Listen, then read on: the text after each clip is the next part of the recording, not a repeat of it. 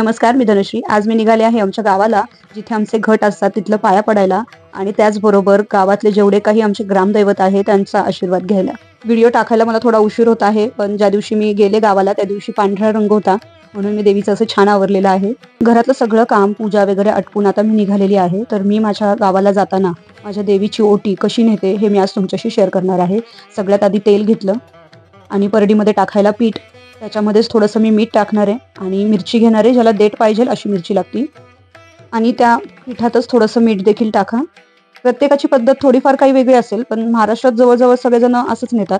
तसंच आमच्या गावामध्ये 3 देवे आहेत, त्या तिन्हींसाठी मी अशी छान वेणी घेतली आहे आणि देवासाठी हारही घेतलेत. ज्यावेळेस आपण जातो देवीला त्यावेळेस हार झालं, वेणी झालं, फुलंही घेऊन जात जा. पूजा इतकी छान होते आपली आणि आपल्यालाही खूप प्रसन्न वाटतं त्याने. त्यानंतर आमच्या गावामध्ये एक मंदिर आहे लक्ष्मी आईचं, म्हणजेच महालक्ष्मीचं. तिच्यासाठी मी साडी आणि ओटी घेतलेली आहे. तुमची पण जी काही ग्रामदैवता असेल तिला आज तरी फक्त ब्लाऊज पिसानी नाही तर साडीने ओटी भरा तिची. साडीचा कलर नेहमी लाल, हिरवा, तिला आवडेल असे छानसे कलर निवडा.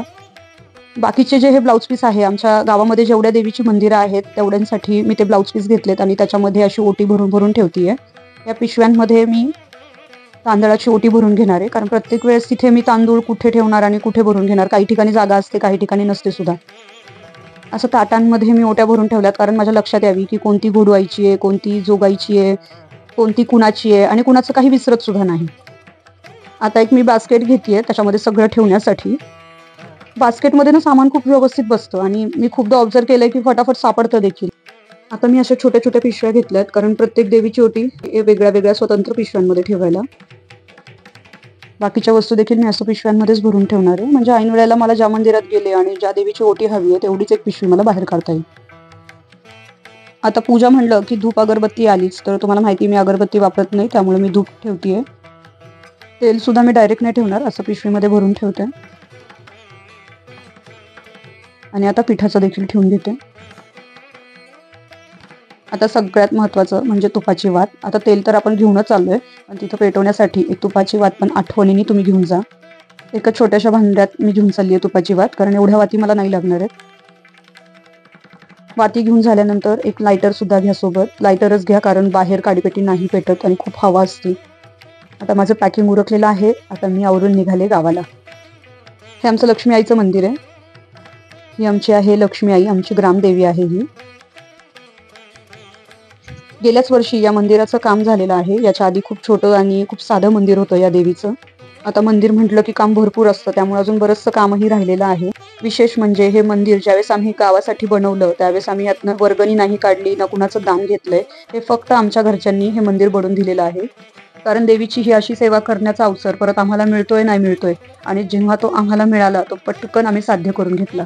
त्यामुळेच काम हळूहळू पण खूप व्यवस्थित करून घेणार आहे आम्ही. सिमेंटचा कट्टा करणार आहे, म्हणूनच सरळ करून घेतलंय. आता जेवढा काही देवीच्या मंदिराचा आवार आहे हा पूर्ण सिमेंटनी छान करून घेणार आहे आम्ही.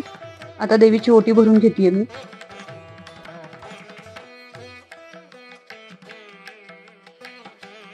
छान आहे आमचं गाव. तुम्हाला नदी दिसत असेल, ऍक्च्युली ते फॉरेस्ट आहे म्हणून तुम्हाला कळणार नाही, पण जे निळं दिसतंय ते सगळं पाणी आहे. मुळा मोठा नदी आहे इथे. ही आमची घोडूबाई आहे, म्हणजे आम्ही कानकाट्यांची ही देवी आहे. ही आमच्या गावातल्या मंडळाची देवी आहे. ही देवीची मूर्ती वर्षभर आमच्या वाड्यामध्ये असते. फक्त नवरात्रीसाठी ती इथं मंडळामध्ये स्थापन करतात. खूप सुंदर मूर्ती आहे ही. हे आहे आमचं भैरवनाथाचं मंदिर. ही जोगाई, तिला पुजारी आम्ही दिलेली वेणी अर्पण करतायत. किती सुंदर आलाय घट देवीचा. आणि ही आहे कोराई, म्हणजे आमच्या गावाचं नाव ह्या देवीवरनं पडलेलं आहे, कोरेगाव मूळ. आणि हे आहेत आमच्या वाड्यातले आमचे घट.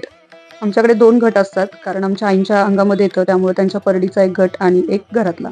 आशा करते तुम्हाला माझा हा व्हिडिओ खूप आवडला असेल आणि माझ्या ओटीच्या सामानावरनं तुम्हाला कळलं असेल की देवीला काय न्यायचं असतं. काही सजेशन्स असतील, काही क्वेरीज असतील तर नक्की कमेंट करा.